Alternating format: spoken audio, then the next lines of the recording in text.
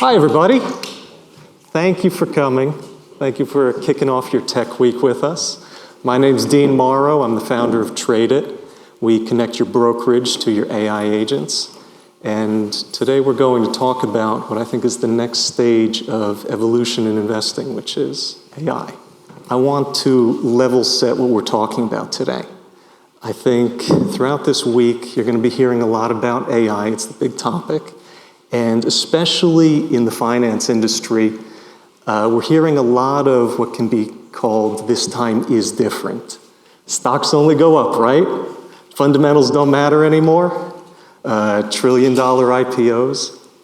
And I thought it would be appropriate today to start by walking through a little bit of the history of the markets to show that maybe this time isn't that different.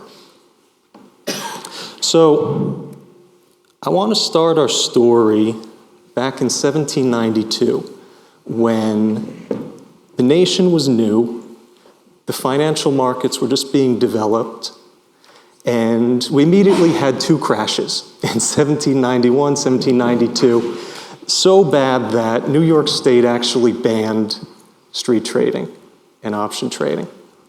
So a guy by the name of Alexander Hamilton, along with 23 other merchants and brokers, they meet down on Wall Street under a tree, and they sign this agreement, which establishes the New York Stock Exchange. Now, why am I up here giving you guys a history lesson? It's because this is the entirety of the agreement, and I want you to notice the two provisions that it contained. The first was they would not sell stocks for less than 0.25% commission. And the second was they're not going to deal with anyone but each other. So the very start of this market was a private club charging high commissions that could not be lowered or engage in competition. That's where the story starts. Now, a lot happened in between then and the 90s, but I'm going to have to skip over a few things and jump straight to 1975. Now, by this point, that 0.25% commission that Hamilton and his buddies had set up, it's ballooned to about 1 or 2%. Every trade you make, 1 or 2% of every share. And in 1975, the SEC passes a regulation which eliminates that mandatory fee. You can now compete. It's no longer a private club. This is called May Day, and Wall Street Journal at the time called it perhaps the most transformative event on Wall Street since 1792. When they clear the board, something counterintuitive happens. A lot of the brokers, they increase their rates. They try to gouge the customer. But this guy, Chuck Schwab, he slashes his commissions 50% and creates the first discount brokerage. The impact of this can't be overstated. 1 year later, I think this is a guy that many of us know, this is Jack Bogle. He establishes the Vanguard Fund, which is the first index fund ever. And aside from commissions, you also had a holding fee, a management fee. If the fund is going to be buying the entire S&P for you, they're charging you 1 to 2% annually on your hold. Bogle says, we can do this more efficiently, and he slashes that 1 to 2% to 0.16%. And this is often called the greatest wealth transfer from Wall Street to Main Street in history. Vanguard, since then, has saved about $500 billion in fees for people and forced the rest of the industry to give up another $500 billion. So this was a $1 trillion move. We're starting to see power come back to Main Street. Now, fast forward about 20 years, and you have these two guys, Bill Porter and Bing Newcomb, and they create E-Trade, the first online brokerage. And that reduced commission from 1975, you're still looking at about 150, 100 a trade. They decide flat fee 1995. And what this does is it opens up investing to an entire section of the population which couldn't drop $100 every time they wanted to trade. Fast forward another decade, we have decimalization of stocks, and these guys, the founders of Robinhood, who decide we're going to have zero commission trading. So the point that I'm trying to make, starting off with a little history lesson, is there have been huge milestones every step of the way since our nation's founding and the starting of the New York Stock Exchange. And I think we're on the cusp of the next one. And we are privileged today to have three of the people who are building this new future, which I'm calling the age of agents. AI is going to have the same impact as Mayday, the index fund, online trading, zero commissions. And we're going to find out today what that future might look like. So, if you'll join me in welcoming three of the guys building this future, let's start with Stephen Sikes, COO of Public.com, Matt Saincome, CEO of Unusual Whales, and Ankit Agarwal, CEO of OptionUp. Okay, so I think it would help if we just go down the line, introduce yourselves, and tell us what you're working on. Start with you, Stephen. I'm the first. Hey, everyone, thanks for coming. Thanks for having me. Very excited to talk about Public and all the work we're doing on agents. I'm the COO, which means I lead sort of all the capital markets functions in addition to legal, compliance, ops, customer support, all that good stuff. I've been doing this for about 10 years total. I was at SoFi running the invest business before I joined Public about 6 years ago. So I've been working on very similar problems in terms of helping retail investors, make good decisions and ultimately get the most out of the U.S. capital markets, which are, by far the greatest wealth creation mechanism ever created. We at Public focus on doing that for people that take it seriously. I think we like to use that word serious because we do see a lot of unserious behavior among our competitors and in sort of the overall retail market.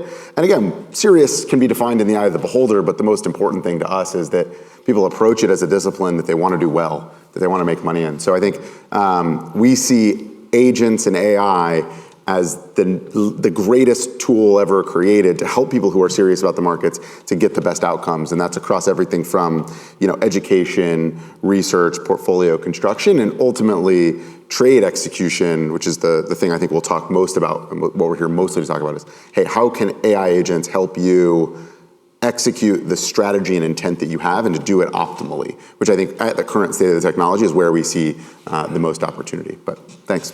Thank you. Matt, what are you working on? Hey, I'm Matt. I'm the CEO of Unusual Whales. You might have seen us on Twitter calling out politicians for trades that may or may not have been on the up and up. We're also a software platform to help people make trading decisions.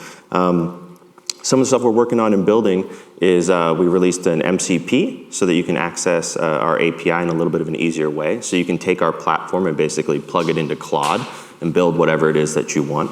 To help with trading bots or copy trading, anything like that.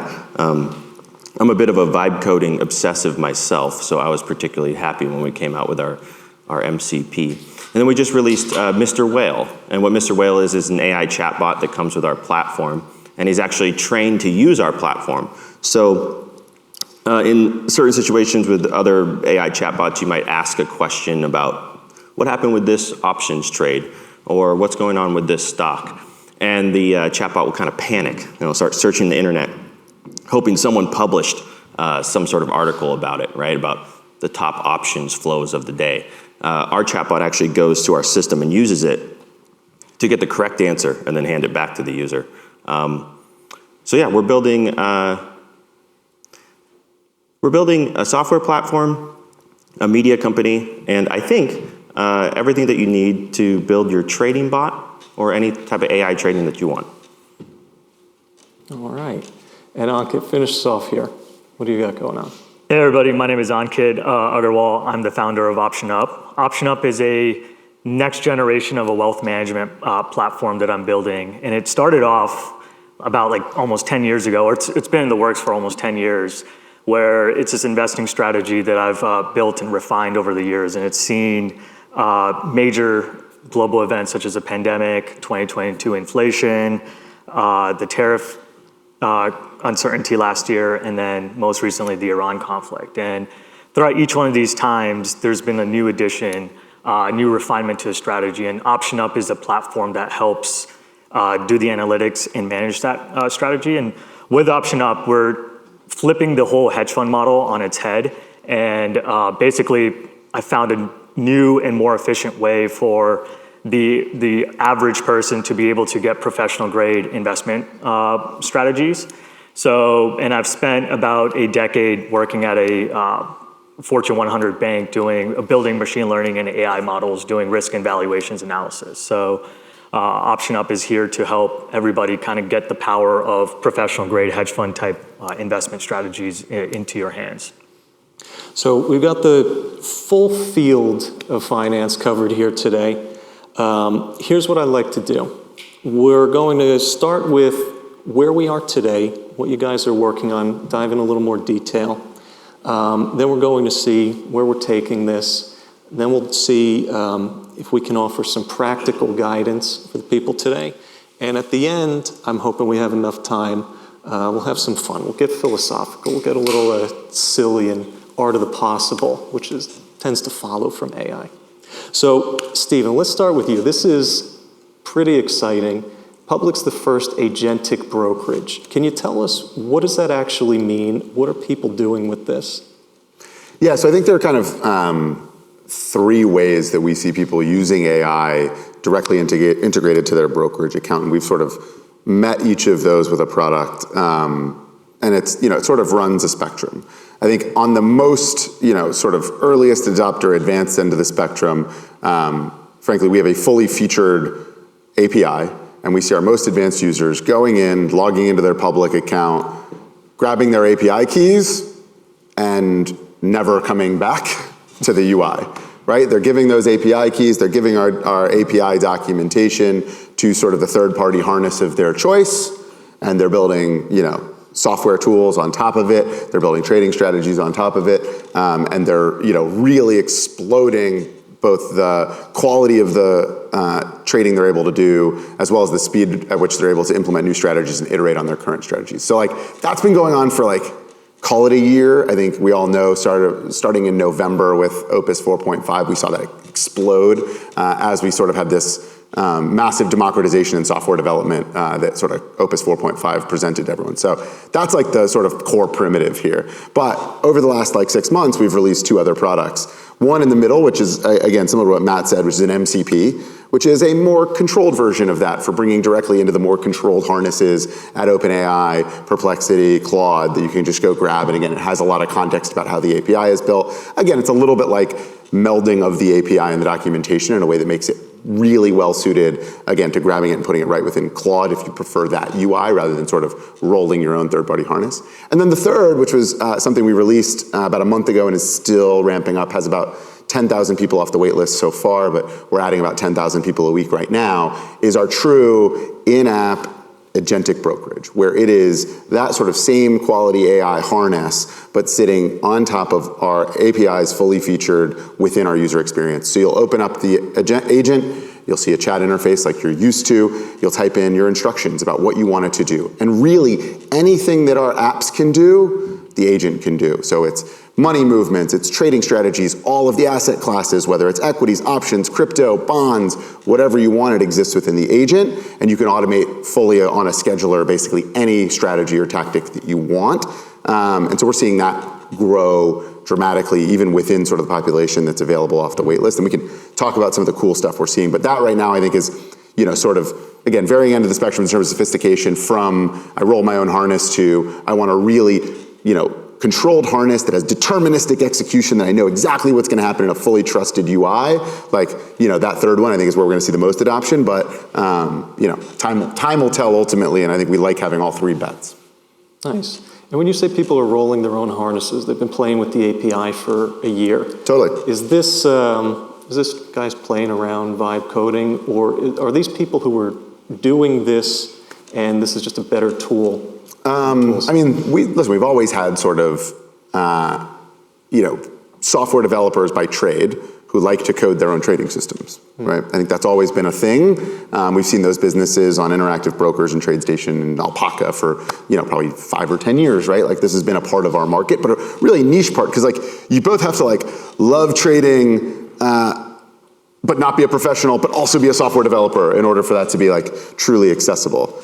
What we saw really, again, we've had that product for about a year, but what we saw starting in November was Claude Code take off, OpenClaw and Hermes really take off, and we saw people who are both very interested in the disciplines of trading and sort of sophisticated enough to understand the techniques and technical details, but aren't going to write syntax and lines of code themselves. We saw adoption explode among that sort of more sophisticated population. Again, because they didn't have to literally write the lines of code. They would tell OpenClaw, hey, here's my API keys, here's the documentation, here's the strategy, please build a program to do it. And we've seen that volume, again, literally it's the fastest growing part of our business, and it's not particularly close. And again, I do think it's about, again, that's the stage we're in right now, is the interesting thing about AI in this moment. We could talk about what the future looks like. In this moment is software development, and maybe it's not A+ software development, but quite good software development is available to just about anyone for $20 or $200 a month, depending on how much you want to do. Yeah, and for your benefits, can I just see a show of hands? How many of you guys vibe code throughout the week, throughout the month?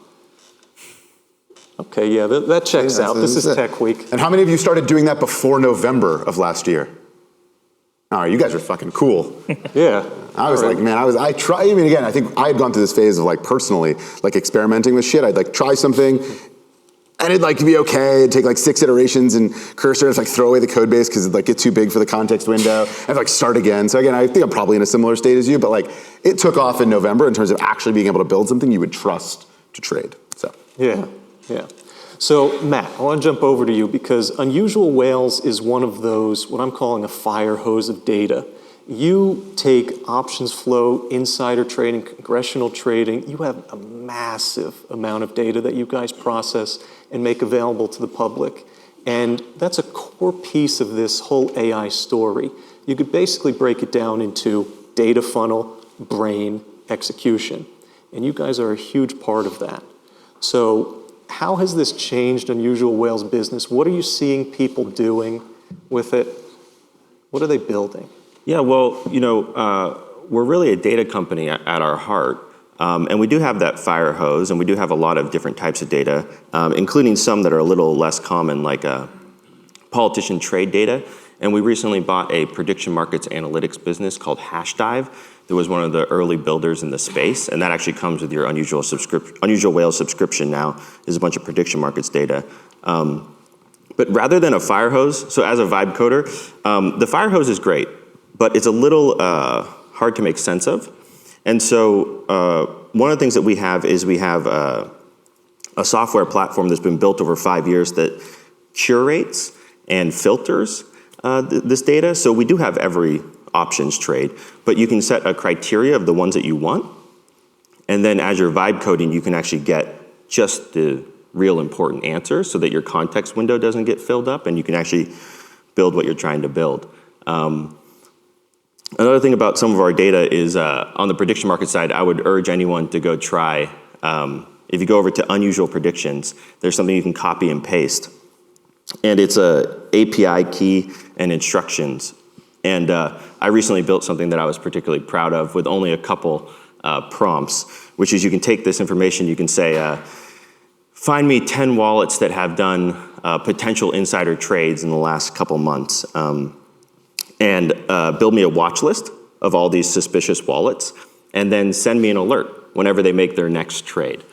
So if it was someone who made a potential insider trade and then it was somewhat confirmed by the result, you can get a ping or even copy trade the next time they take a trade in a prediction market. So there's a free trial in your email. You should all go try that one out. So those guys on my X feed who are always talking about the unusual trades that they're seeing. Yeah, well, they're actually copy trading this. This is real. They're not lagging behind. Yeah, so it only takes a couple prompts to do this, but the reason why we can find that it's a potential insider trade is something draws them into the prediction market for the very first time, and then they make a bet much larger than any other bets around them. So for whatever reason, they decided, I'm going to enter into prediction markets for the very first time, and I'm going to place $30,000 on this very particular action. Our system can spot that, and then you can build any sort of vibe coding tool you want around that. That's one thing that we do. We also have all the stocks, options, all that sort of stuff, but I'm particularly interested in that space, so I urge you to try it. Yeah. So Ankit, I want to ask you about this, because whenever we talk about AI and chatbots, it often takes the form of, you can ask it to do this, you can ask it to do that. And I think a lot of people struggle with getting to that step zero. What do I ask this thing? How do I have the background information to even start? You're more on the advisor, education side. You take people on this journey, and you've developed an educational platform and system for them. How do you do that, and how, over the past year, with the explosion of these tools, has this changed for you? Yeah, that's a great question. I think a lot of it's about cutting through the noise and finding the signal. And I feel like Stephen was like kind of calling me out, like with like the software engineer turning into like, going into vibe coding, and then, building a financial platform from like that background. But I think the thing that I always true back to is always thinking from first principles. Is like, I like treating the AI agent as if it was like a person, right? So if I was hiring somebody brand new, or somebody that has no context about what I'm trying to do or what I'm trying to build, what is the minimal amount of information I can give them to get the most amount of value out of them? So, and that is really, really hard to do. And I think it takes time and experience and a very deep understanding of whatever you're trying to build to do that, but simplifying your ask and not giving it too much, because what I've noticed with AI agents is if you give it too much information or you don't break down the thought process in a more sequential manner, it will kind of go out and hallucinate and do its like own thing that, you might get something that you're not really intending. So really breaking your ask down to its core first principles and thinking sequentially of like, hey, this is what I want it to do first, this is what I want it to do second, and then asking it to explain its thought process. So then you can catch different points of divergence before they even happen, have been super helpful for me on that front. And then the second piece on there is like, with a more software, machine learning, AI background, the thing is like really just breaking down things into like smaller bits, right? Not word vomiting, and asking it to like kind of build the whole thing is a key part of the process. And the phrase I like using is like kind of going from vibe coding to more like AI engineering. There is a fundamental shift between those two different ways of operating. Right, so vibe coding is more of like, you have Claude Code, Codex, Cursor, Windsurf, one of these tools that are kind of on your side. You're prompting it, you're iterating, and you're asking it, like you're seeing it, the live results, and iterating on top of that. Agentic engineering is more of a reframing of how you think and how your whole process of building and creating is different from the ground up, right? So there's like a whole process and a whole workflow of where I spend a lot more time planning now and ideating, and I actually spend a lot of time with the AI agent planning what I want to do and asking it to find every single way to break it, come up with a test plan, and then a lot less time executing, right? Because the executing part now with AI agents, it's getting better and better, is really easy, right? So now if I can build a whole lot more in a whole lot less of time, I need to be a lot more diligent and think forward thinking about what I want to do.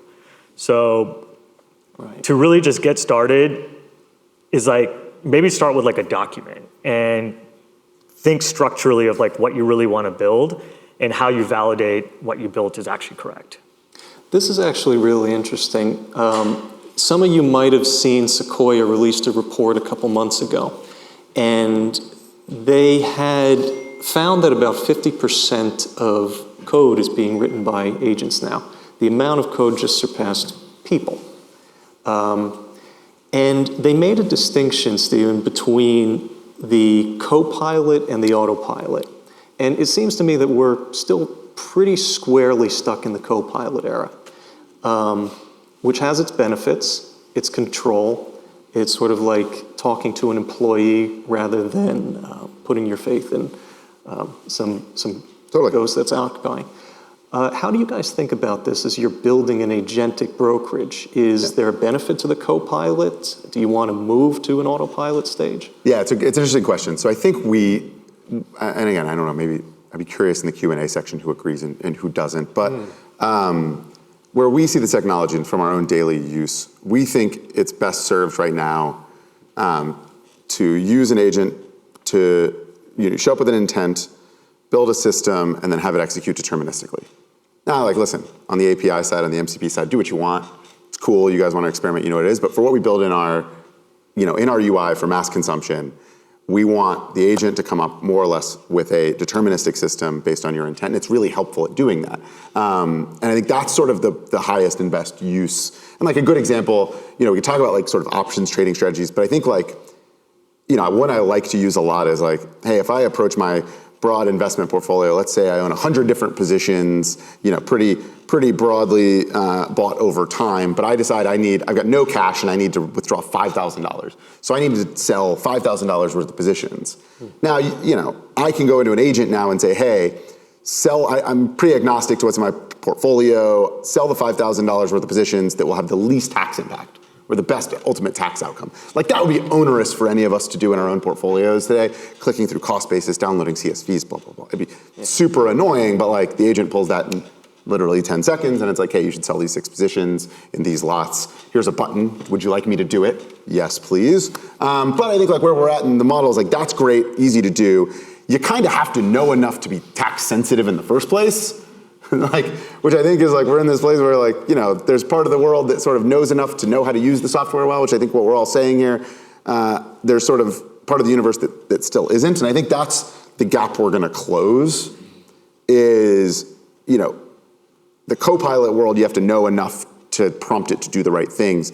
The autopilot world, I think we will get there, but we're probably still a generation or two of model behind really trusting it this way, is you want it to sort of sit on top of your account and tell you if you're doing something dumb, right? Or tell you the tax consequences of an individual trade you might not have known. Or understand that you just went to the withdrawal screen, realized you only had $1,000, and then the next thing you do is go sell some stuff. The system will eventually be smart enough to know that you're trying to raise cash for a point, and it's going to help you do that. And it might even point out things you didn't know. So we've got a big gap between A and B, but I think we're sort of on that path.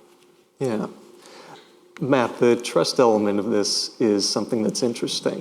One of the things as I was researching this talk that I came across was in the 60s, you had this group of what they called go-go traders. It was the go-go era, where traders at funds were almost celebrity status. And on one hand, this was quite cool. On the other, kind of like what we see today, a signal would get blown up and all the less sophisticated public retail investors would follow suit. And they'd sort of get eaten. They'd become the exit liquidity. You guys have been entrenched in this space for a long time, people following insiders, usually on the front end of it. Now that it's becoming more accessible, now that more people with less due diligence, less rigor have access to this, how does the trust factor change? Well, when it comes to AI, I actually think that AI is going to help people do more due diligence and be more rigorous with some of their trading. I think the personalities are a little split. Some people are going to think AI knows absolutely everything and trust it blindly. But I do see a lot of people using AI. They come with 5 trade ideas, and then the AI pulls all sorts of fundamentals and sort of battle test their idea. Mr. Weill, one of the main things that people are doing with it is saying, build me a bull case and a bear case for this, and tell me how trades like this might have worked out. And so I actually see people, something we've been doing internally is you take ideas from Twitter, from some finance influencer, and you throw it at Mr. Weill and you say, what did this guy get right or what did he get wrong? And it can actually go to the actual true source of the data and say, he's got the PE off and his comparables are all wrong or whatever. So I think the age of human gurus might be a little under threat. Because there's just a simple click of the button. You can sort of fact check some of this stuff. I actually think it'll be interesting when people start following particularly trained AI agents with more and more money. I already see it happening plenty. I mean, you can look on autopilot, you can see like their Claude portfolio. People are pretty fascinated by that idea. And so I think that personality-based agents will become more popular. It'll be like I can see a future where you'll see a list of agents and you'll see their performance history and you'll see some of their thought processes that they went through all their different trades, and you say, hey, after 2 years, I trust this particular model with this particular instruction set and this particular trading idea. And that's actually, I like the machinery of it rather than the flaws of a human. I used to be a poker player, and one of the things is you have to try to steady your emotions and be like a machine. So now maybe just follow the machine. I think we might be in for another go-go era just with machines instead of people. Yeah, but you could look underneath and see exactly how they're thinking. You can see exactly how they're programmed. Okay. I think it would be pretty interesting. So you think it might increase transparency in that way? I think so. Everything's logged. It's a machine. I think something interesting to that point is I'm curious to see how some of the trading volume kind of shifts to more like agentic. Like I know a lot of trading volume comes from already like these high frequency traders that are sitting on Wall Street and like a lot of like already automated trading bots and stuff. But a lot of those models are still relatively deterministic. But now with AI agents and like the cloud bot trading, seeing how the non-deterministic trading models impact like the options and trading volume and how some of the arbitrage might like shrink there. That'll be something interesting to observe. That N of 1 alpha arena has been very interesting to watch. If you've been looking at that, very interesting website where they're trying to train models and they're tracking how much capital they each incinerate. It's quite a lot. And then every once in a while, Grok will go up just a little bit, and then Elon tweets it. Next day, psh, but N of 1 alpha arena, interesting website. Okay. So, Ankit, I want to ask you, as we get into this space where the ratio of human to silicon traders is shifting, where do people still want the human element? Yeah, that's a great question. I think the human element, at least like how OptionUp is kind of designed, is more about, it's almost a little bit of an art, right? So I think a lot of the art is where it's going to come from the human side and intuition about kind of where is the world heading, right? I think the AI is really good at reasoning and surfacing a lot of information that might be hidden or inaccessible to a lot of people, like tools like Unusual Whales and Public are giving the access of information to the everyday person. But now what you do with the information is a little bit of the art, right? So if I'm trying to think 2, 3, 5, 10 years down the road, what the world might look like, right? Because OptionUp is built on, even though we leverage options trading, it's really thinking long-term, right? What is the world gonna look like in 2 years, 3 years, 4 years, 5 years? And how that information kind of gets digested and how we try to look at trends or valuations, I think that's where the human element comes in. Maybe the models one day get good enough that are able to predict, quote unquote, the future, but a lot of that is guided on intuition and understanding the world.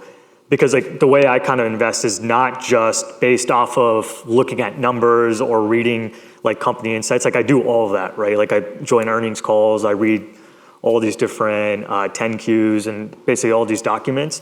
But a lot of it is also just like reading general things about the world, reading about philosophy, reading about history, reading about politics, or like, geological events that might have, even a 5 or 10% impact of where things are heading, right? So trying to identify those trends and looking at all these other peripherals is, I think, where that human element and that human touch is, I think, still going to be there for a little bit longer. But I wouldn't be surprised if the models get good at that too at some point. Right. I'm very interested in what form factor that actually takes, because a lot of people, they're not getting on the earnings calls themselves. Maybe they're reading a transcript later. Maybe they're just seeing a post as they're scrolling through their feed. So, Stephen, I want to ask you about Treasury, which is somewhat of a social app. It's a social educational community investing app that Public just acquired. Mm-hmm. And it seems like social investing has never quite had its day. We've had a few moments where Autopilot and the Pelosi tracker surged.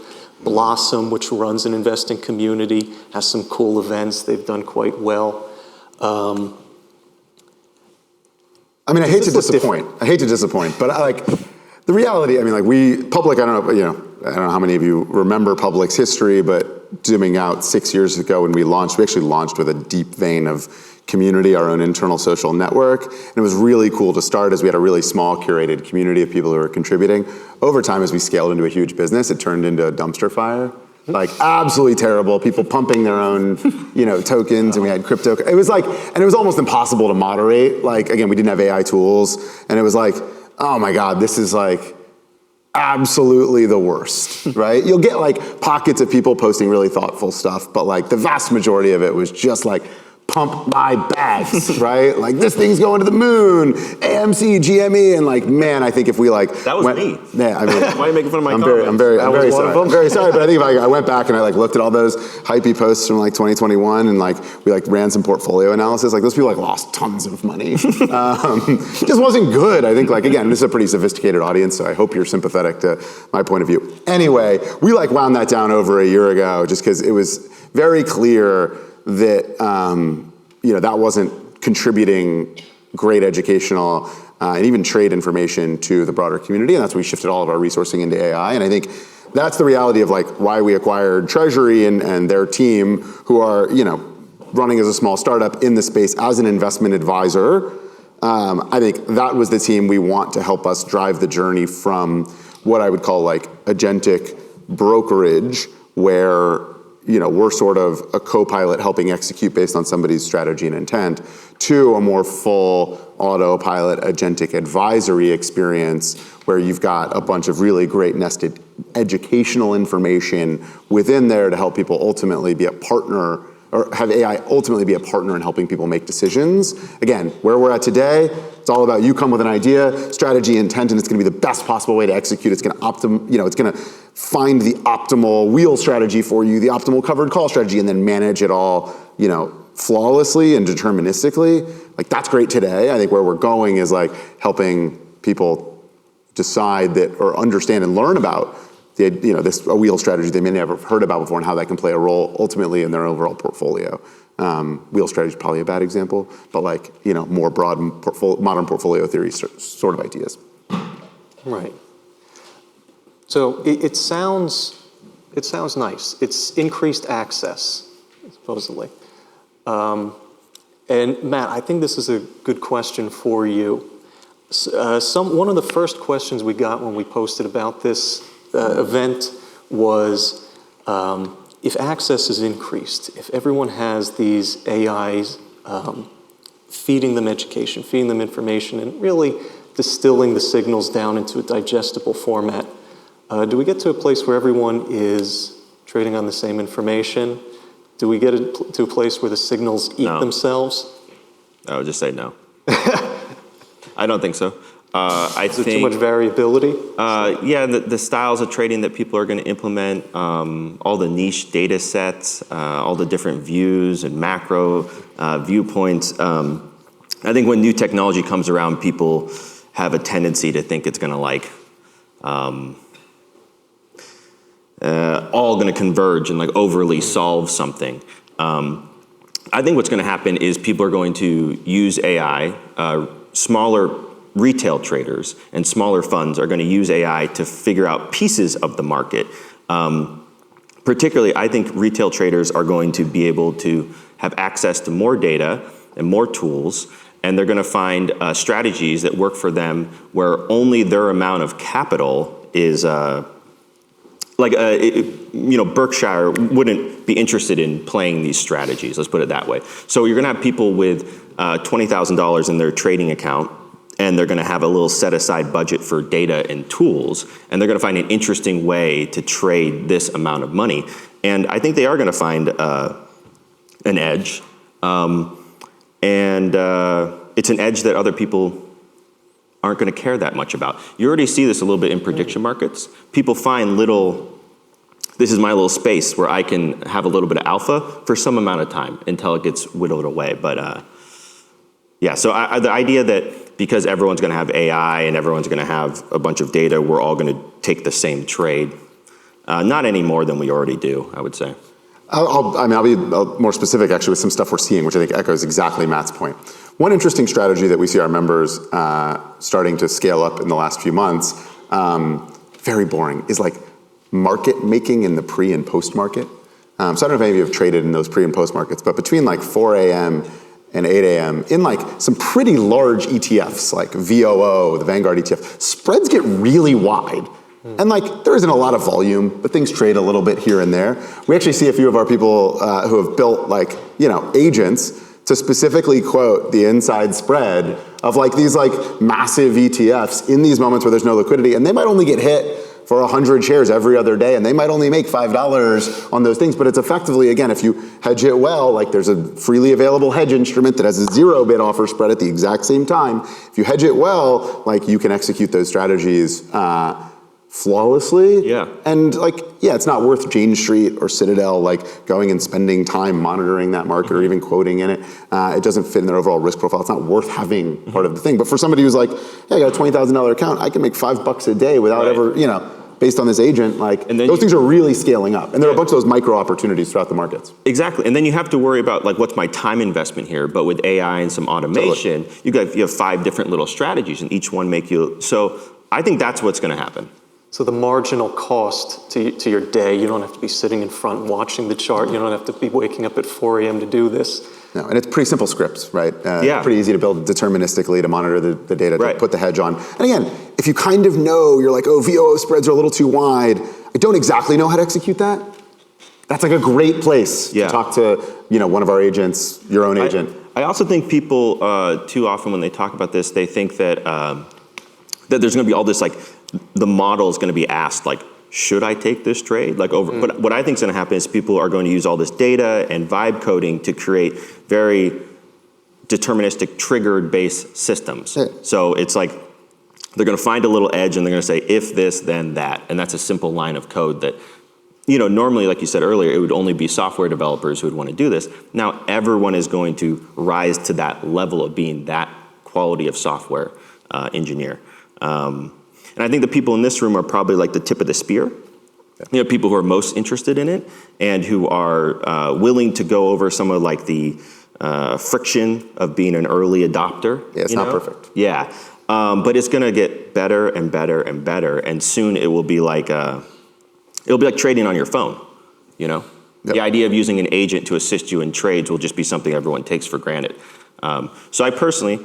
I'm busy, but when I have a little bit of time, this is what I'm doing. I'm vibe coding, I'm messing around with data, and I'm trying to find my little edge. And some of the most fun things I've had is I've talked to some of our users, and I've talked to traders out there. I love when you're asking a trader about their strategy and they protect their screen. Okay, what are you doing over there? Absolutely not. I'm not showing anyone what I'm doing with the Bitcoin up or down 15-minute market on Polymarket or whatever. I think it's a really exciting and fun time. And it's a time where the little guy can take a stab at something. That's what I'm most excited about. Yeah, it's interesting because I had a whole line of questioning about regulation because there are going to be more autonomous systems creating and executing. And financial markets are a very regulated environment, but it's human-centered. At the end of the day, there's a throat to choke.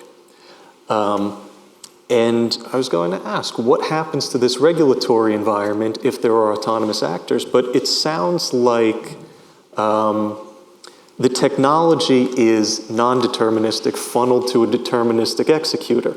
That seems to be the architecture that we're coming to. Ankit, is that what you're seeing and working on? Yes, almost. So for what I do, there's always like a human in the loop. So, and that's typically me. So I like using the AI to surface all the information because I built a whole bunch of analytical tools. So the AI will go and like use all my tools. And now I can, before if I was able to look at like 5, maybe 3 to 5 stocks in a day or a week because I go really deep, now I can look at 10 to 15 to 20, right? And the level of depth I can go into each stock or each kind of sector is a lot more, right? So, but the AI surfaces the information, but I make the action at the end of the day, right? But, as Stephen and Matt are talking about, there are people that code up deterministic rules using AI. So I think there's like kind of a duality here. One is like accessibility to non-technical people to be able to do technical things. And then the second is being able to surface information and accessibility of data, right? And with the accessibility of data, I think the art comes in with how you interpret that data because that's where it becomes non-deterministic, right? I could be looking at the same exact numbers, but Matt could be interpreting it completely differently. I could be interpreting it completely differently, right? And I think that's where like the beauty behind investing is because there's no really one right answer. There's no really one method for people to make money. As we're seeing here, there are probably an infinite number of ways to make money. And now that accessibility is in the hands of everybody, whether you're technical or non-technical, whether you have a finance background or don't have a finance background. And that's where I think the human element comes in. That's where like the non-deterministic element also comes in. And it's quite exciting to see. Like from all the users that I talk to, I learn a ton from each and every person. I'm like, because I've been doing it for so long, it's sometimes, hard to see the forest through the trees. But, whenever you see somebody that actually has no finance or investing background, have play around with the tools and they're like, oh, I found this. I'm like, that's actually interesting. And there might be some weight to kind of what they're saying and what they're thinking. And, I think that's where like the excitement of the AI tooling kind of brings in. And I know there's like a lot of fear on AI for a lot of people. It's going to replace everything. I think it's going to be completely opposite. I think you're going to need way more software engineers. You're going to need way more people in every field. I think people are just trying to figure it out. But just when you have a lot more information and a lot more decisions that can be made, there are a lot more problems you can solve too, right? And when you have a lot more problems to solve, I think you need people to solve those problems at the end of the day, right? So there's might be a transitionary period, but the way I'm seeing, I'm seeing more people do more with less, right? So quite exciting time. Yeah. So I want to get into some practical questions. And Stephen, starting with you, Chris Williamson made this great point a week or two ago that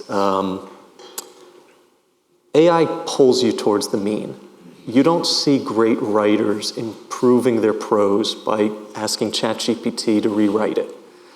And I could see this being the same with AI-aided investing. So how do you keep people from outsourcing their thinking? Or is it not the worst thing in the world if people who are perhaps below the mean outsource their thinking? Again, going back to what we've said before, I think of it mostly as, where we see the most utility and what we see people doing the most is coming with their own intent and strategy. And maybe they want to learn about that intent and strategy from how they're going to execute it. But I guess my point is if every single person that executes a covered call or a wheel strategy does it, towards the,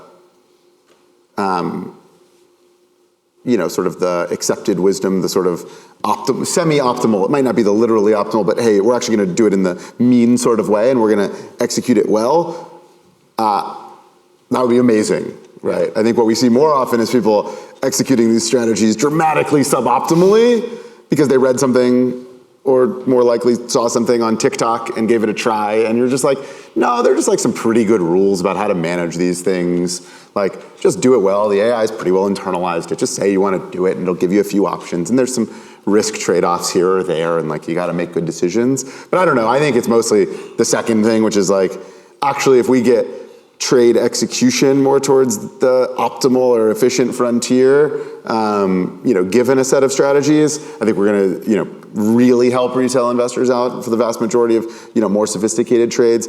And again, I think this full spectrum of like strategy and intent that people might come with, I don't worry about that hurting too much. Okay, so let me just ask you, as someone who is not an investment banker, not a quant, not someone who's a day trader, what's the highest leverage way that they can start here? It's a good question. I mean, I think where we see the most power is take the things that you already know and already want to execute and use agents, again, agentic within the public experience, or rolling your own using our API, using the agents to execute that, one, to save you time and automation, and two, execute sort of the optimal version of the intent or strategy that you have. I do think over the next year or two, we will get to a place where you can describe more of your intent and strategy and more of your specific needs, and have a real thought partner in terms of how to execute that, maybe with an AI that has more discretion over what to do and is less deterministic. But at this moment, I genuinely don't think we're quite there. I think if you want to do that, great. You can find tools that'll do it. Again, you can set it up on your own third party. But that's the sort of thing where you set up a separate account, you put $1,000 in it, and you let it go crazy. It's not a thing where you want it to manage sort of your core portfolio. Okay. One thing that I'm seeing and that I find particularly exciting, because I'm a self-taught retail trader, is the ability for AI to help you over the learning curve. So a lot of parts of investing are kind of intimidating. Even when someone builds out a sophisticated tool set to help you, which Unusual Whales spent 5 years doing, we do see sometimes people interface with it and they get a little overwhelmed. And so something that I'm excited about with AI is not just, hey, what trade do I make? But looking at this tool set and looking at options flow in general, what should I be looking for? And how should I be thinking about this? And then it referencing educational articles. So almost just as a new type of interface to help people learn and get better and improve on their own journey. And one thing, just a small aside, is I love vibe coding finance tools, but I've also been vibe coding video games. And in my personal life, I have banged my head up against Unity, the game development platform, several times. And I couldn't figure it out until AI came around. And it taught me how to do it. I could send screenshots and say, what button should I be clicking? And could you help me make a tutorial about how to make this sort of basic platformer style game? I see a lot of that same activity in investing. And so that Mr. Whale on Unusual Whales, that's one of the main things I wanted to build it for, is to help people who are teaching themselves and trying to build up their own skills. So, yeah. I find this very encouraging that these guys are saying the way forward is sit down and play, vibe code. That's what you guys have been doing. It seems to me, Matt, one of the things I really appreciate about the Unusual Whales crew is they're open to any question. They are very happy to teach. And one of the things I've noticed in the week or two that Mr. Whale has been out is they're using it on stream. Yeah. So people who have never had any experience with option flow, they can hop on an Unusual Whale stream, and as they're going through analyzing these massive, intimidating charts, they're pulling up the chat bot and typing in a question, and you're seeing how they, for lack of a better term, learn in real time. Yeah. And behind the scenes, the part of that's really cool is basically Mr. Whale is using the platform as like a tool call. So Mr. Whale knows how to use all the tools and is getting the actual numbers back. So there's not that hallucination where it has to panic search the internet or whatever. So it can actually see what the platform is doing and whether or not volume has spiked 5x open interest or whatever, and that, that sort of stuff on options flow trading. Yeah. Okay, so we're butting up against the time, so I want to just close out by asking you guys some philosophical, art of the possible questions. Let's just have some fun with this. So, Ankit, A little setup. Every year down at the Museum of Natural History, they have an Isaac Asimov debate on AI, where they bring a whole bunch of people together from very different sides, and they have them discuss the state of AI. And one of the things this year that split them was the question of agency. I find it so funny that we've chosen the term agent to describe these AI things because they don't have agency, which is the ability to set goals and dream and make decisions independently. But that's what split the panel. Half of them thought these things are nearing agency. Half of them thought architecturally it's impossible. It's just a prediction engine. So dream a little with us. Are we approaching agency a year, 5 years, 10 years with these machines? Yeah, that's an interesting question because it really depends on like how you define agency. If I'm getting a little bit deep here and philosophical, like that's you mentioned, what we want. right? It's like, I think it comes down to like, do you believe in randomness or not, right? Do we live in a deterministic world or not, right? Because if randomness does not really exist, is there even such a thing as agency in general, right? Because at the end of the day, you're just manipulating atoms, right? So, but I think kind of bringing it back into something more relatable, people are using AI to do autonomous things, right? So if AI is reasoning and making decisions, whether it's a good decision or not, that's up for debate. But if it is making a decision, I think from my perspective, that is some form of agency, right? And, at least for OptionUp, I'm a solo founder here, and I rely on an army of AI agents that do various functions of the business for me. They are making decisions for me, right? And every time I see a bad decision that's made, it's like, okay, how do we refine the instruction or the context for it to be able to make a better decision in the future, right? So I would like the AI to make more and more decisions on my behalf, and that allows me to operate at a larger scale. But yeah, I think agency really just comes back to like decision making. But if we're getting philosophical, it's a lot of it's about like, do we believe in randomness? Are we brains in a jar? Yeah. Do we live in a simulation? Who knows? Yeah. So Stephen, something that has kept my attention the past month or so has been the space stocks this past month. SpaceX IPO gets announced, and everything that even has the word space in its name is exploding. Now, some of this might just be a rational repricing of the market. Some of it might be typical mania. Some of it might just be memes online. And I think the deeper question is, can these second pieces, this exuberance, this meme fuel that's shot these up, can this be measured, and can AIs track this and respond to it? It's a good question. I think, I don't know. I think there's like a interesting sort of analog here that AI could be useful in exploring. But I think you have to come with the idea yourself, right? I think if you wanted to start chatting with AI, hey, I've got a premise, right? We've seen this massive growth in space stocks related to XYZ. Like, is there, you could ask it pretty open-ended, is there a historical corollary for this? Have we seen similar things in similar tickers, right? I think we've seen, what is it, Virgin Galactic, SPCE, trade up a massive amount because, I don't know, I think there are jokes on Wall Street bets. Mm-hmm. I think they're jokes. Yeah. I hope they're jokes. Yeah. Maybe they're jokes. That'd be a sore subject. Wall Street Bets probably lost a lot of money on that one. Yeah. I mean, a long time ago, right? Yeah. This was in the social media days of Public. But there are jokes about people confusing the tickers. Anyway, I think you could have that conversation. I don't know.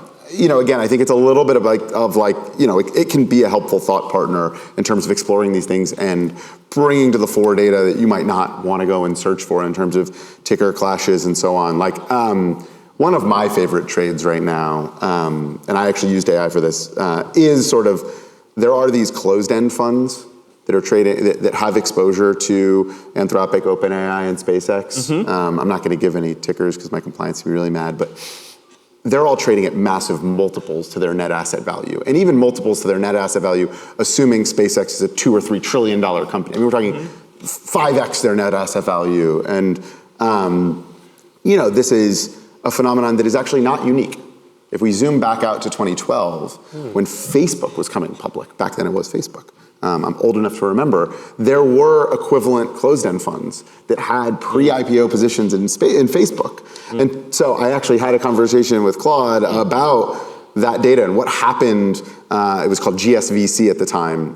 What happened with that closed-end fund and its Facebook and Twitter positions, and how did it trade pre-IPO and post-IPO to better understand what we might expect from this current ilk of closed-end funds. So you have to have a premise. What did happen? I'm curious. Very interestingly, these funds traded a premium that reflects sort of the inaccessibility of the underlying, right? So people that want access to SpaceX, Anthropic, and OpenAI will put money into these closed-end funds. Once SpaceX, OpenAI, and Anthropic are public, there's no longer the scarcity that's going to drive interest. So they traded a premium prior to IPO and then pretty quickly collapsed. That's what I would think. Very much, and it's a sort of obvious rational trade. No recommendations here, but I'm putting it on my PA, and actually doing these sorts of pair trades, agents are phenomenal at managing risk in pair trades, especially anytime you have short exposure. Having something paying attention to it 24/7 is very helpful, because if you know unbounded losses and such in short positions.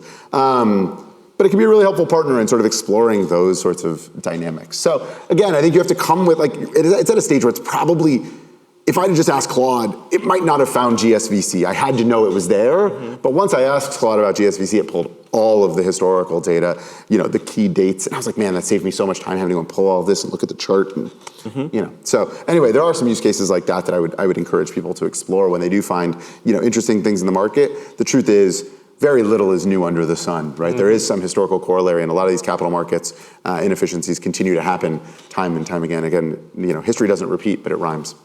And what I'm gathering is, on a scale of fundamentals to pure emotion, the further you get away from the fundamentals to the pure emotion and the memes and the mania, you just need more curiosity. Yeah, and you need a good place to short. Yeah, exactly.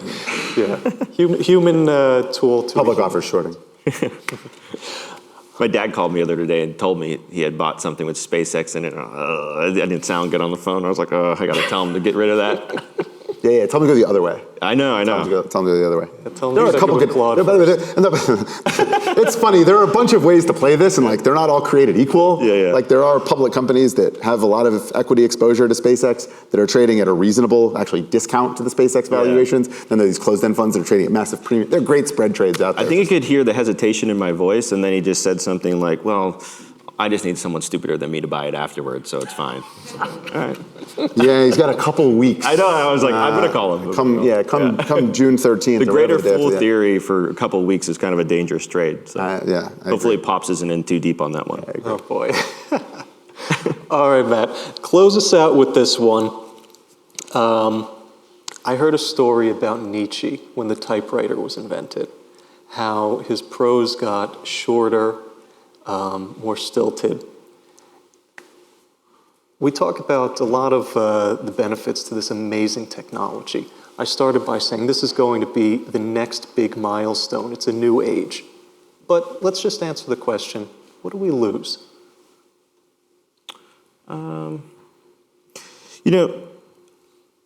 I think that might be a question for someone who thinks more deeply about this stuff.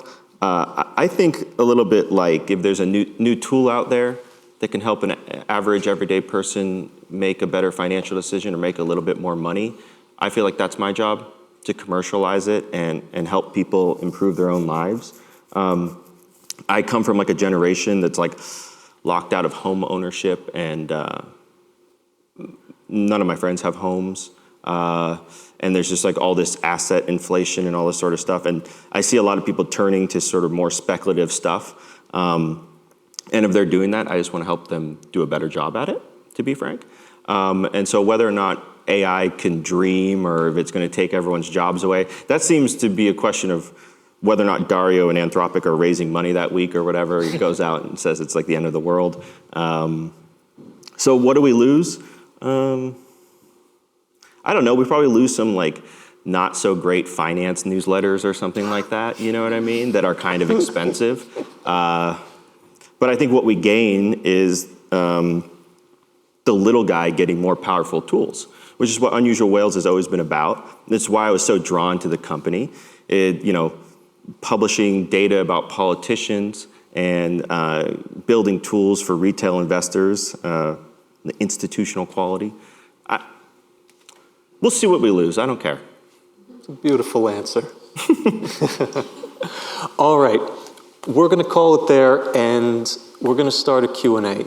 If you guys have any questions for these three, throw your hand up. I'll come around with the mic. We'll start with you in the back. Dean's on the run. Is this one on? There we go. Appreciate the hustle there. Go ahead. Thank you guys for hosting this and speaking to us today. What are your guys' thoughts or opinions on the SpaceX upcoming IPO? I know we kind of covered it a little bit, but we'd love to get each of your guys' thoughts. You're asking directly. Yeah. Yeah, so I think short term, it's probably, as Stephen was alluding to, it's going to be interesting to see. I expect probably a lot of volatility. As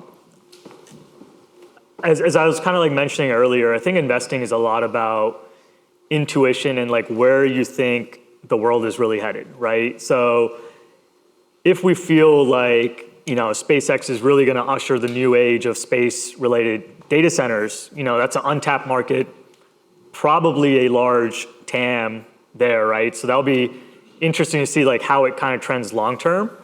But a lot of it's like really comes down to kind of like belief, right? Like, do you believe in the vision? Do you believe in kind of the story behind what Elon is talking about? I personally, really admire and like look up to kind of, all the crazy, dreamy ideas that Elon is doing, right? Because there aren't really a lot of people that are as optimistic or that are actually putting their blood, sweat, and tears on trying to change the world, right? Like, I know it's up to debate whether that change is good or not, but, I always respect and applaud effort and someone that can dream big and try to make the world a better place in the future. And if that's like a story that you believe in, and, I'm a long-term investor, I like holding things for a long period of time. So if that's a story, then, I think that's what should really drive the decision rather than like,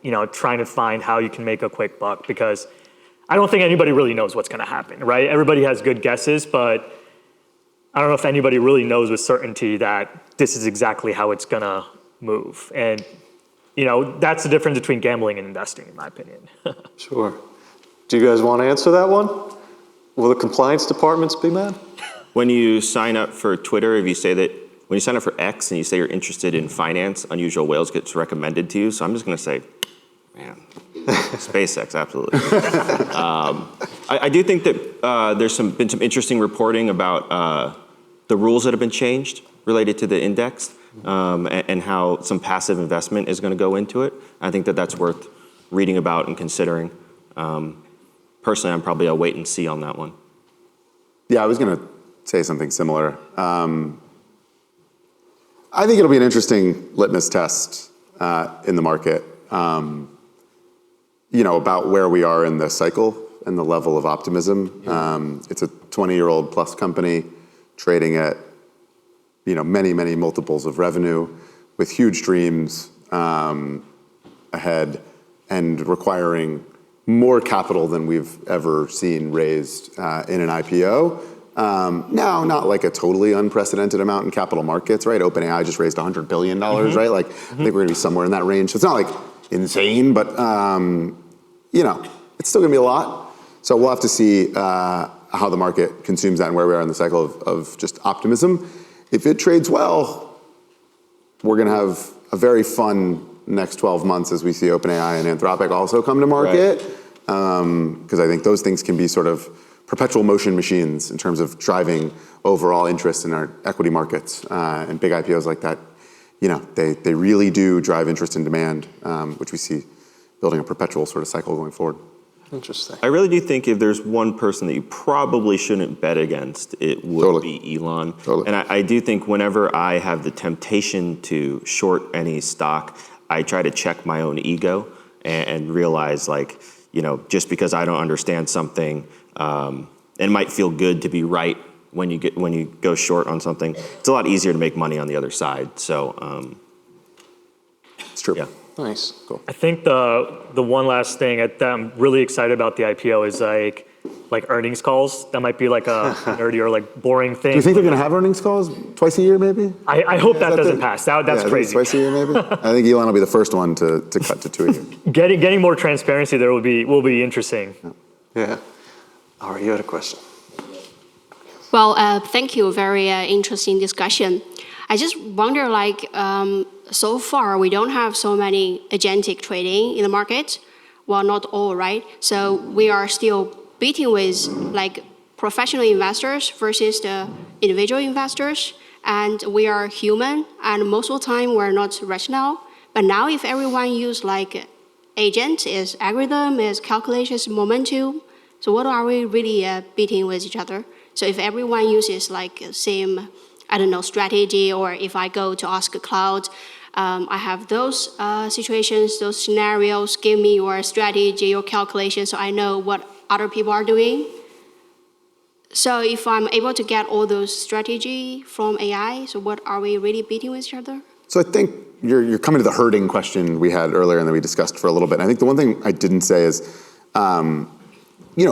there is no single optimal strategy in the market that applies for everyone, right? Everyone has different risk tolerance, time horizon, preferences, interests, hobby. There are all these things that drive different interests across both. And by the way, the mandates within, this applies just as much in the institutional market as the retail market. There's not one strategy that always is going to make money. And frankly, that's a logical impossibility because of the way markets work, right? If there was one strategy that everyone knew about, everyone would do it, and then it wouldn't make any more money, right? Because it's just the way of it.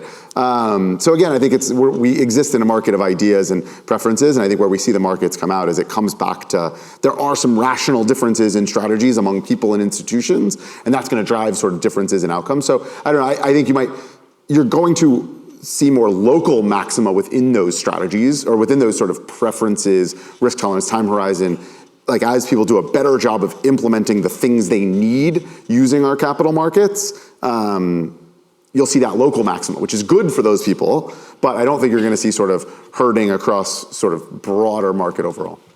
I would think about system prompts.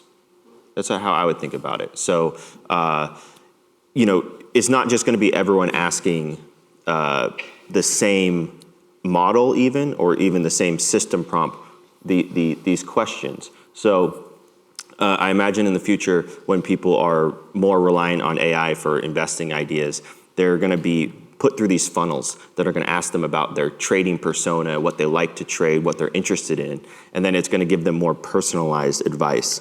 And then they're going to give feedback to it saying, oh, I didn't like that idea, oh, I like that idea, and then there's going to be memories baked in. So maybe if everyone was using the same model with the same system prompt that wasn't flexible, but I don't think that's how it's going to be.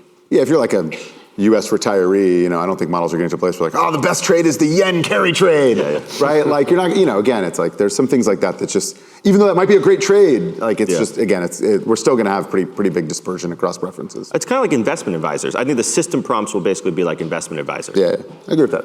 And I think the interesting word they used was beating. I don't believe that this is a zero-sum game, right? This guy likes the yen trade.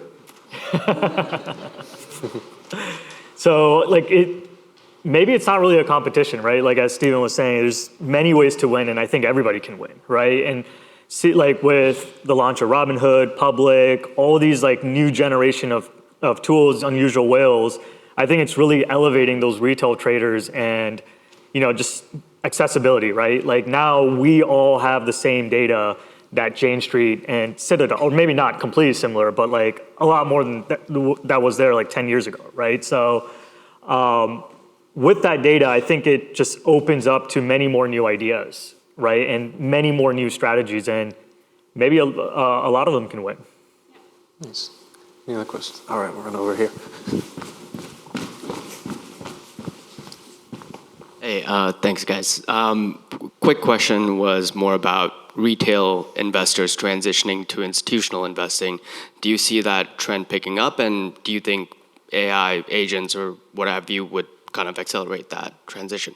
Yeah, there's a whole universe of strategies that were the domain of institutions, mostly because of the investment required in software development to execute them, right? Again, things like managing market making in the pre-market, like I talked about earlier. Things like that are now accessible to just about everyone that has the idea, right? So it used to be that you had to have the idea and the resources to implement. Now, as long as you have the idea, I think you have better tools and platforms like Public and so on and Unusual Whales to implement that idea, including many institutional, again, my pair trade shorting strategies. Like these are things that really only existed in, hedge funds until recently. And now I think you can sort of automate a lot of the risk management around some of those more advanced strategies. And then, go ahead. No, you. And also one is the execution piece, and then the second is education, right? So now, for example, at OptionUp, we do long-dated call debit spreads, right? Now that's a mouthful, right? And maybe 10 years ago, spending time learning what that even means would take a much longer time, and most people would be scared to even try that out. Now with AI, you can go and talk to the agent, you can talk to ChatGPT or Claude and be like, hey, explain this to me in simple terms, right? And it becomes something that is completely unfamiliar, a little bit more familiar, and a little bit more easy to grasp. So combination of execution and education becomes really, really powerful and starts leveling that playing field, because people on Wall Street probably went through a lot of training and went to business school or got their certifications that gave them some of that knowledge and then some of that background. But now, I think anybody can get that knowledge. I think that knowledge gap is more so closing pretty fast. When I talk to our engineers, we talk a lot about helping people build the next Rentec in their garage. That's what we're trying to do. And I've always been drawn to, I used to play in punk bands, so I've always been drawn to the idea of the little guy overcoming. So yeah, please try out building a Rentec in your garage and email me and let me know how it goes so we can improve. You'll see some stuff from us coming up soon, like a natural language backtesting, stuff like that. So you'll be able to ask AI some of your ideas and it'll come up with a pretty sophisticated backtest for you, which I'm hoping will be some of the first backtest some retail traders ever run. So I'm very excited about that. Okay, let's take one or two more. Anybody here? How do you think the pattern day trading change is going to impact with AI agents? Do you think you're going to see more liquidity, lower volatility potentially because of it? Yes, I think we're going to see a lot more trading. And it's mostly because you can now execute trades in an account that has less than 25 grand, day trades and so on. So I think it really unlocks a bunch of experimentation that that you sort of want to do with these tools, right?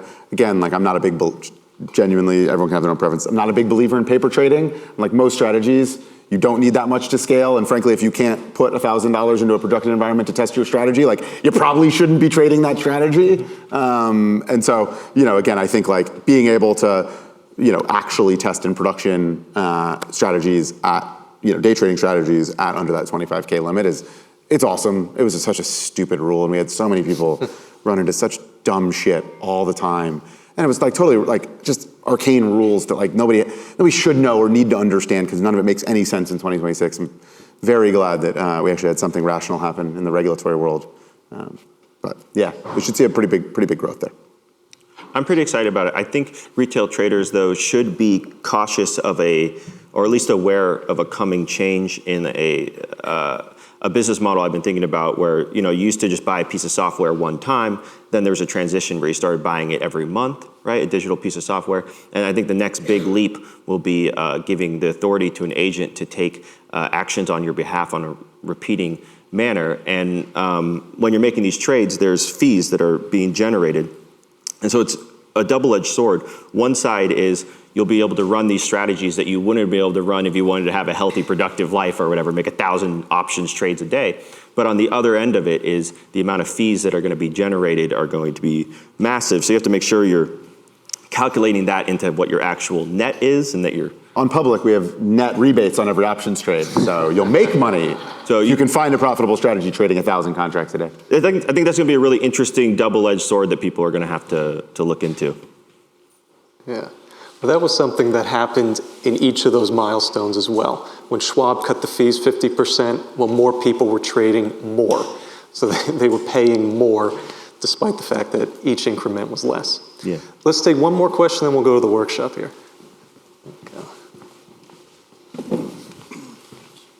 Yes. Hi, we're actually early investors of Robinhood and Futu, so very nice to hear your insights today. How would you compare yourself against Robinhood? And also there's a very big Chinese player called Futu, especially in the AI agentic trading. Ooh. I think that's me. Let's see. I mean, Robinhood's built an amazing product and honestly a much better brand today than we might have said 5 years ago. They're a formidable competitor, but I do think what I said earlier is true. They are not focused on as serious a part of the market as we are. You know, we saw their rollout of prediction markets and sports betting, specifically within the prediction markets, in the last few months drive a bunch of backlash. And you know, I think when you see a company really move into a product like that, it gives you a window into where their incentives lie. And I think specifically when you see sports betting come up, it becomes very clear that that platform exists to monetize users' most speculative behaviors. And speculative being a reasonable thing in the market, right? Speculators make a market. I think, in fact, they've taken it a step further, which is it's no longer speculation in the markets, it's gambling, right? There's no tie to anything in a financial market or a financial portfolio. Like I liked to say on Twitter around that time as I was arguing with a bunch of the shareholders of Robinhood that like to pretend they're independent commentators on Twitter. I was arguing with them and they're like, oh, but prediction markets, it's a market. And I'm like, no, this is gambling. Like, it's very different from any investing purpose. Like whether or not Duke makes the Final Four has absolutely no bearing on my retirement account. But, everyone likes to pretend that these are markets. And I'm like, no, like there are perfectly valid prediction markets where those things do tie to your portfolio. Interest rate bets, even like geopolitical stuff can matter for your portfolio. Like sports betting doesn't, and it's probably just an insidious, sports betting specifically is an insidious thing to have within sort of an overall investing account that's intended to be serious. So anyway, that's where I draw the primary line. Again, we're way ahead on AI. Like Robinhood just got some fanfare last week for launching AI, but it was just an MCP, and I was a little like, cool, like what does this do? So they're working on some stuff, but they've basically done 1/3 of the three-part stool that we've built. And so we're trying to push ahead on things that really do help people, serious investors, invest and trade better. And I think they're probably a little more focused on their short-term incentives. That was just for me. I think. I'm looking. You can tell me how good we are. I'm looking forward to see what they come out with. I also just quickly, I used to be a professional poker player. That's how I paid my bills in college, and eventually I got into trading, and I had some guys help teach me how to do it based on my poker background. And one of the cultural differences I've seen is this idea that a lot of investors and traders think that gambling is like really, really bad, and what they do is like nothing like gambling. I don't buy it. I don't buy it that much at all, honestly. In fact, with poker, there's only so many cards in the deck. Anyone here who's ever held a position through earnings can, random cards fly out of that deck in trading and investing. So maybe just a personal note, I'm a proponent of prediction markets. And gambling. I'm a proponent of prediction markets and gambling. I just draw a line between what prediction markets belong in an investing account. Okay. And what don't. Yeah. Well, it's interesting too. I've seen a lot of meme coin activity dry up, and I feel like that is actually 100%. That instinct of people essentially gambling on nothing with meme coins, respectfully, has pivoted a little bit more to sports betting and prediction markets. So that trend has been really interesting to me too. Yeah, and like as kind of the other side of the coin here, like as a user, I think Robinhood does a lot of things exceptionally well. Like, their interface is really, really easy to use, very accessible and not intimidating for, somebody new. But I think one area that I've been kind of complaining about is I don't think they've really fully embraced the AI journey. And I'm curious to see kind of what kind of shape that takes, because as we're seeing and noticing, like a lot more and more decisions are being made by AI agents, right? So if Robinhood does not make that accessible to, your average person, and we have companies like Public, Unusual Whales that are coming up, and like OptionUp that allow a lot more for AI and agentic decisioning. Curious to see how the market share shifts there, but. Yeah, I mean, listen, I think we talked earlier about sort of some of the, I think Dean had a great timeline, is it still above us? No, of the, the evolution of our industry. And like Robinhood very much won the mobile shift from online to mobile. There is a platform shift underway right now from mobile to AI. Mm-hmm. And like, let's say Schwab and E-Trade won the online trading version of it. Both Schwab and E-Trade have mobile apps, mm-hmm. but they didn't win that platform shift. Yeah. I think we're positioning ourselves to try and win the platform That's shift. the next big fight, yeah. Yep. Yeah. Everyone will have one, we'll see which one wins out. Totally. Yeah, the way I'm seeing trend shift, it's like we went from like desktop to mobile to like now natural language. I think that's going to be the primary user interface. And, Robinhood is still on that mobile, and then there are a lot more new tools that are coming on that are taking advantage of the natural language user interface. Do you have any data on whether or not it's small accounts or large accounts that like to use AI more? Large accounts. Large accounts, okay. Large accounts. Large accounts, and then as you get into some trading strategies, we are seeing second accounts, right? So siloed off so correct. that they don't want to risk too much? Exactly that. But certainly like, the volumes are very much concentrated in actually our largest accounts. Yeah, because I'm thinking to myself, what happens when Thinkorswim rolls something out? What are the different user bases of all these different people? Yeah, I mean, if Robinhood's struggling to get AI out, Thinkorswim's going to... a couple years. It's going to be a little while.